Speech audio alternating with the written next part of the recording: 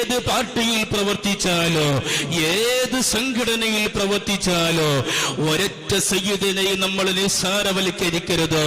ഒരു സയ്യിദിന്റെ എന്തെങ്കിലും ഒരു പോരായ്മ യൂട്യൂബിലൂടെ കറങ്ങുന്നത് കണ്ടാൽ അവിടെ കമന്റ് എഴുതിയിട്ട് നമ്മൾ ഒരിക്കലും നമ്മുടെ ആഖിറം പരാജയപ്പെടുത്തരുത്.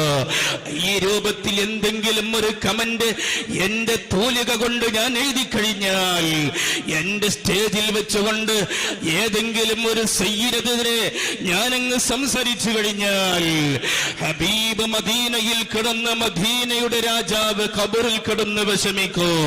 കാരണം ഹബീബിന്റെ പേരമക്കൾക്ക് വലിയ പവറുണ്ട്. അവരുടെ ശരീരത്തിലൂടെ പാസ് ചെയ്യുന്നത് ഹബീബിന്റെ രക്തമാണ്. ഹബീബിന്റെ പേരമക്കളുടെ ശരീരത്തിലൂടെ പാസ് ചെയ്യുന്നത്. അതുകൊണ്ട് ഒരു കമന്റ് നമ്മൾ മോശമായ ഒരു സയ്യിദിനെതിരെ നമ്മൾ എഴുതരുത്. ഒരു സയ്യിദിന്റെ നേരെ നമ്മൾ കൈവിരൽ ചൂണ്ടരുത്. ഹബീബ് വിഷമിച്ചാൽ നാളെ ആഖിറത്തിൽ ചെല്ലുമ്പോ എല്ലാവരും ഹബീബ് കൈയൊഴിഞ്ഞാൽ ഒരു വലിയും നമ്മളെ കൈപിടിക്കാൻ വരൂല.